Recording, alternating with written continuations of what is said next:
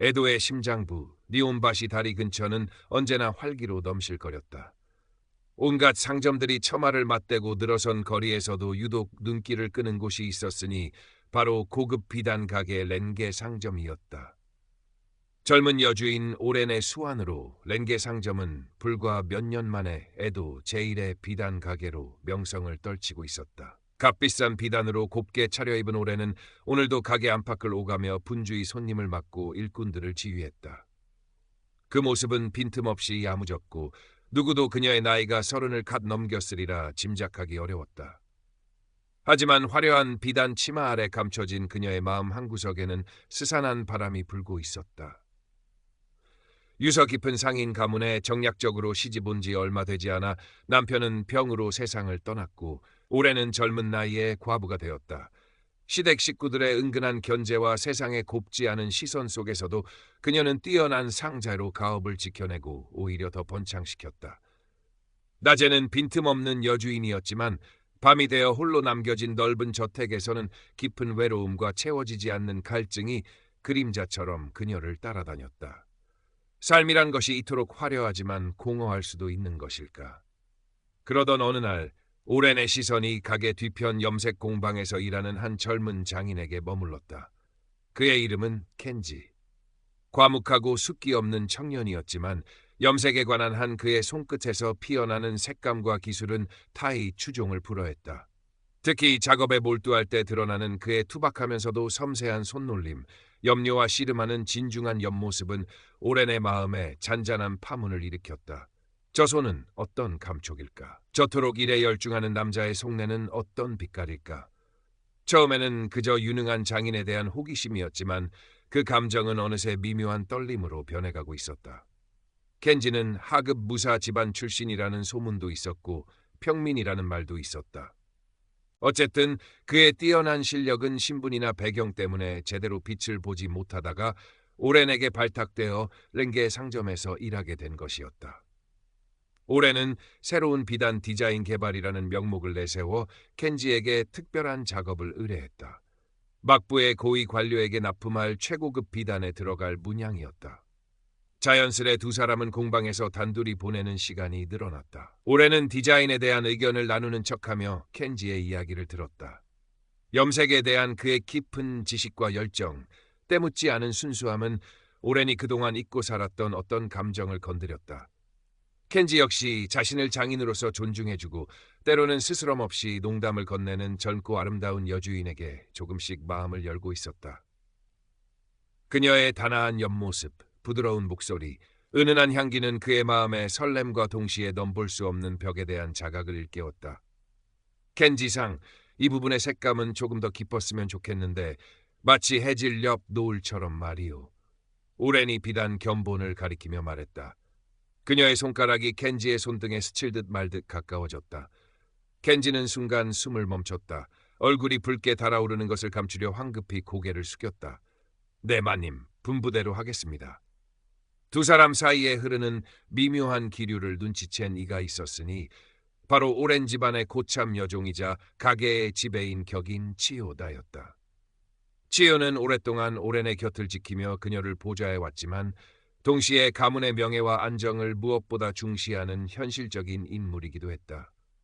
그녀는 오렌의 외로움을 안타까워하면서도 여주인이 신분 낮은 장인과 불필요한 소문에 휩싸이는 것을 극도로 경계했다. 마님, 요즘 안색이 참 좋아 보이십니다.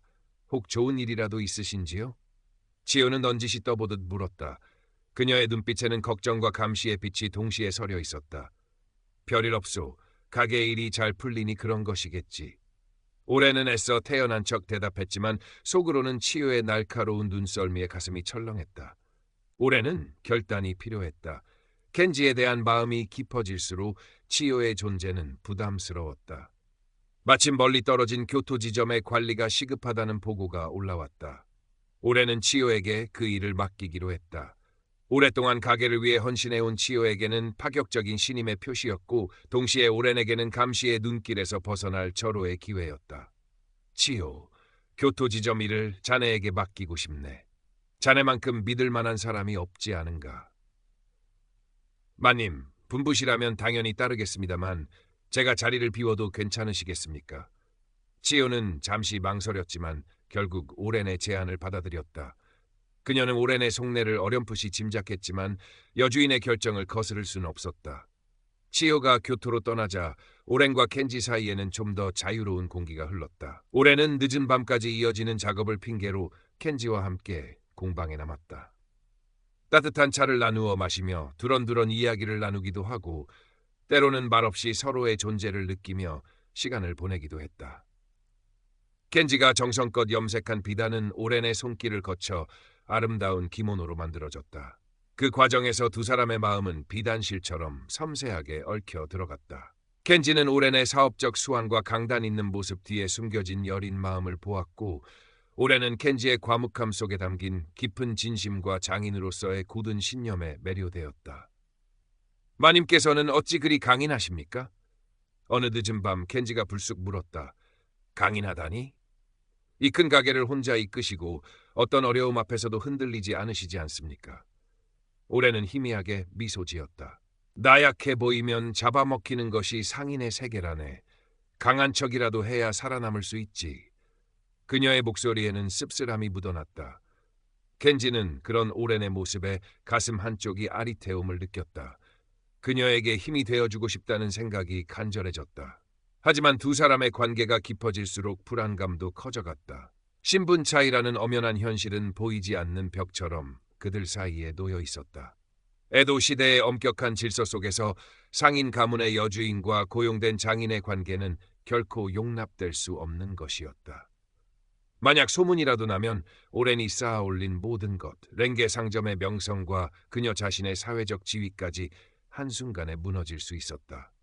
한편 랭게 상점의 성공을 배아파하며 지켜보는 이가 있었으니 바로 인근에서 비단 가게를 운영하는 고로였다. 고로는 한때 랭게 상점에서 일했지만 불미스러운 일로 쫓겨난 전적이 있었다.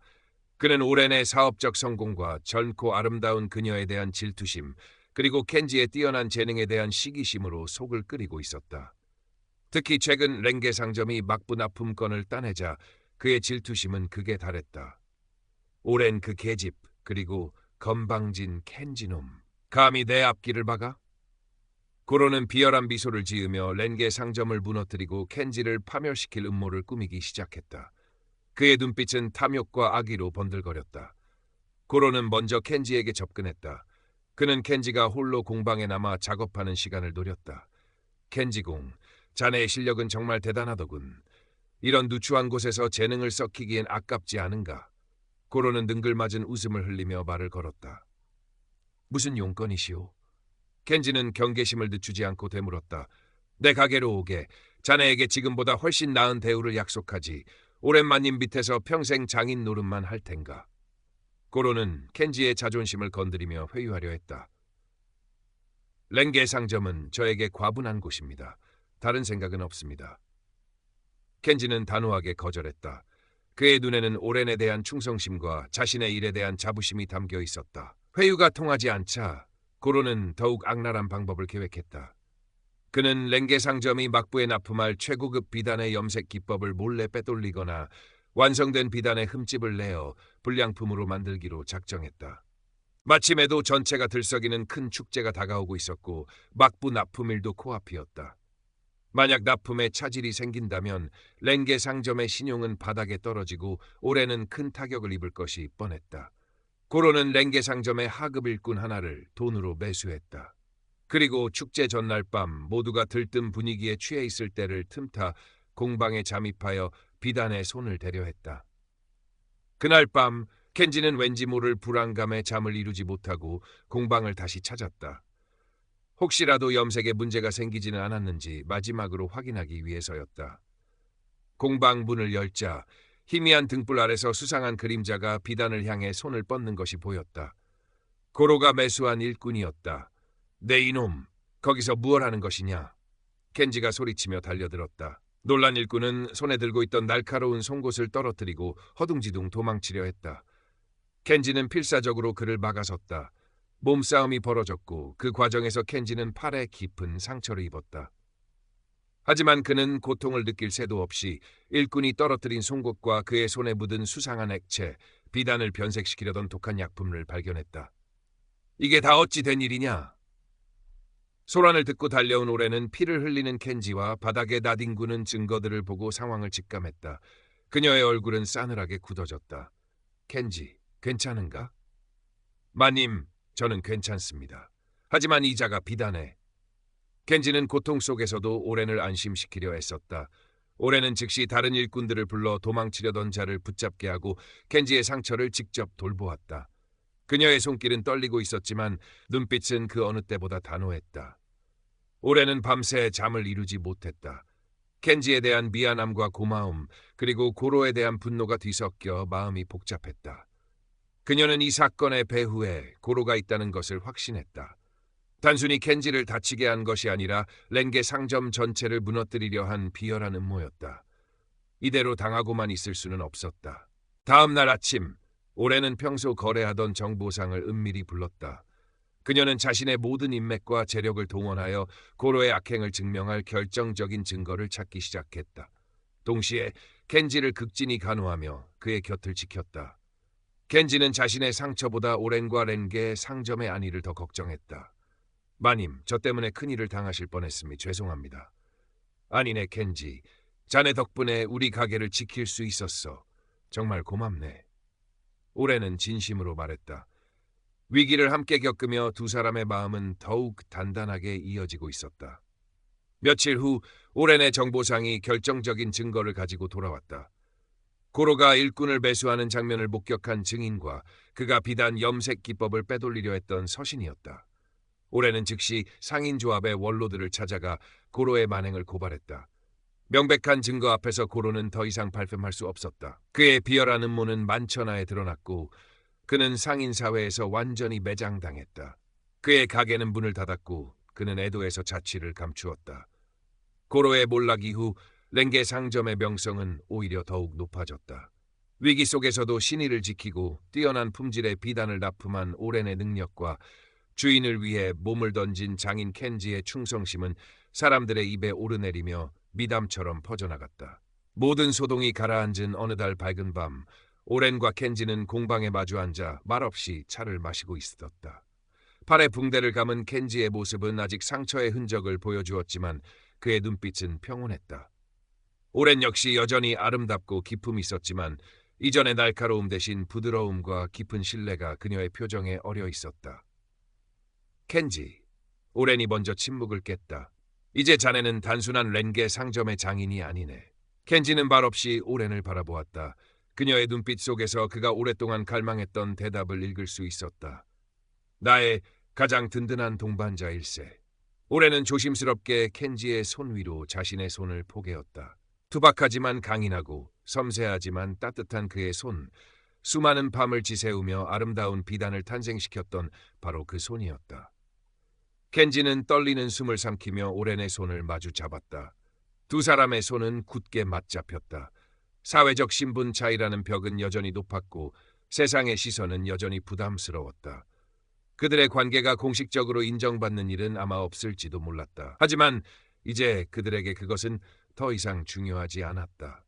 서로의 마음을 확인하고 깊은 신뢰로 맺어진 두 사람은 앞으로 어떤 어려움이 닥치더라도 함께 헤쳐나갈 수 있을 것이었다. 올해는 켄지에게 가게 운영의 중요한 부분을 맡겼고